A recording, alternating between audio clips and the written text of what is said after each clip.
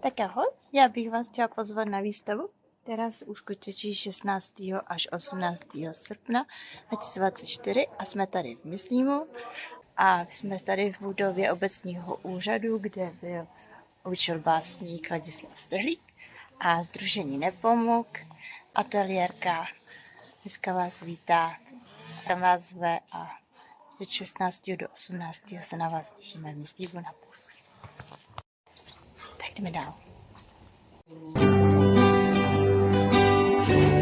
Tady nemáš ještě jednu jenovku pro Mílu, tak tam nemá. On tu není.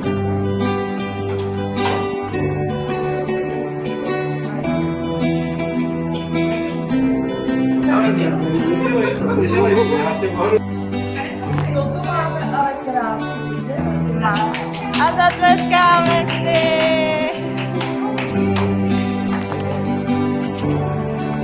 No, nevíš ty koukacou.